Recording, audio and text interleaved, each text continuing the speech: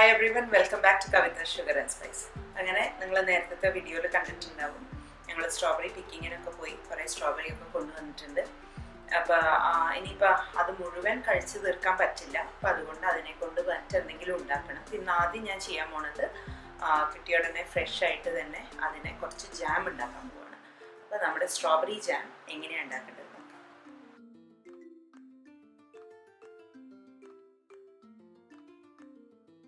നമ്മുടെ strawberry jam ഉണ്ടാക്കാനായിട്ട് ഞാനിവിടെ ഒരു 3 കപ്പ് സ്ട്രോബെറി ആണ് എടുത്തിരിക്കുന്നത്. അതിൻ്റെ ഇലയും അതൊക്കെ കളഞ്ഞിട്ട് ഇനിയിപ്പോൾ ഇതിനെ നമുക്ക് ഒന്നുകിൽ ഇങ്ങനത്തെ ഒരു മാഷർ വെച്ചിട്ട് ചതച്ചെടുക്കാം, അല്ലെങ്കിൽ കൈകൊണ്ട് ചെയ്യുമ്പം നമ്മൾക്ക് അതിൽ ജേംസ് ഒന്നും ഇല്ലാതിരിക്കാൻ ഒരു ഗ്ലൗസ് ഇട്ട് ചെയ്യുന്നതായിരിക്കും ബെറ്റർ. ഇല്ലാന്നുണ്ടെങ്കിൽ മാഷർ വെച്ചിട്ട് ചെയ്താൽ മതി.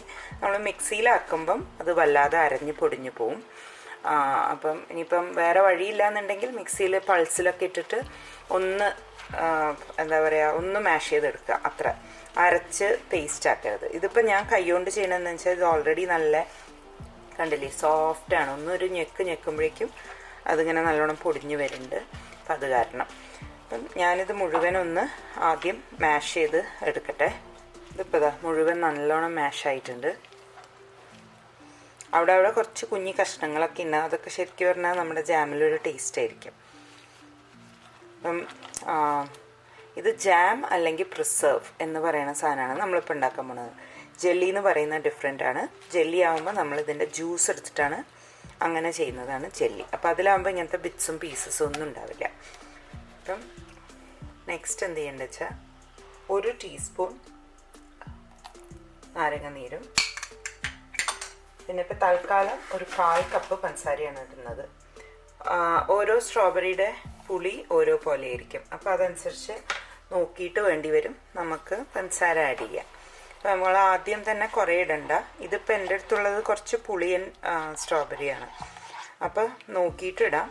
അപ്പോൾ ഇത് ഇത്രയും ആക്കിയിട്ട് നമുക്ക് അടുപ്പത്ത് വെച്ച് ഇതിനി കുക്ക് ചെയ്യണം. വേറെ വെള്ളമൊന്നും നമ്മൾ ആഡ് ചെയ്യുന്നില്ല. ഇതിനെ നമുക്ക് അടുപ്പത്ത് വെച്ചിട്ട് ഒന്ന് കുറുക്കിയെടുക്കണം. ഇപ്പം മെല്ലെ തിളച്ച് തുടങ്ങിയിട്ടുണ്ട്. അപ്പോൾ തിളച്ച് ഇത് നമ്മൾ ഇളക്കി കൊടുത്തിട്ടില്ലാണ്ടെങ്കിൽ ഇത് പുറത്തേക്ക് തെറിക്കും. അപ്പോൾ അത് കാരണം ഇതിനെ ഇങ്ങനെ ഇളക്കിക്കൊണ്ടിരിക്കണം. ഈ വെള്ളം മുഴുവൻ വറ്റി നമുക്കതിനെ കുറുക്കിയെടുക്കണം. അപ്പം അതിന് കുറച്ച് സമയമെടുക്കും, ക്ഷമ വേണം. പക്ഷെ അതിന് അതിൻ്റെതായ ടേസ്റ്റും ഉണ്ടാവും. ഒന്ന് കുറുകി അത് എന്താ പറയുക, അതിൻ്റെ ക്വാണ്ടിറ്റി ഒരു പകുതിയോളം അങ്ങനെ ആവുന്ന സമയത്ത് നമുക്ക് വീണ്ടും മധുരം ചെക്ക് ചെയ്യാം.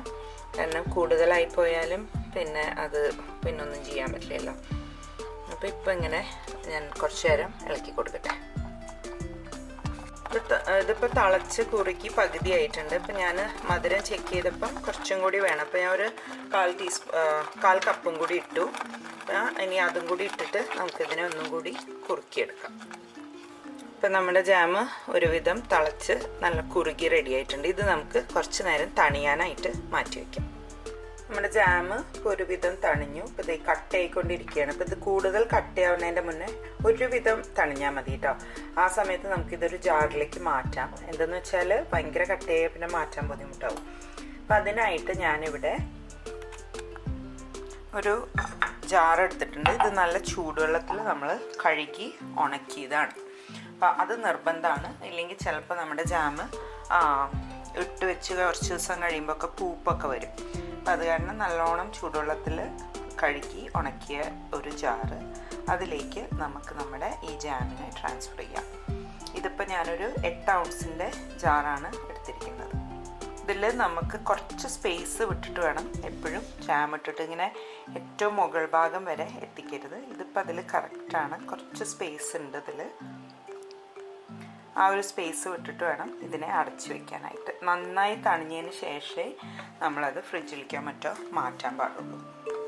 അങ്ങനെ യാതൊരു പ്രിസർവേറ്റീവ്സും ചേർക്കാത്ത നമ്മുടെ വീട്ടിൽ ഉണ്ടാക്കിയ ജാം റെഡി ആയിട്ടുണ്ട്. സ്റ്റോർ കിട്ടുന്ന അതേ ഒരു ടെക്സ്ചറൊക്കെ തന്നെയാണ് അതിന്.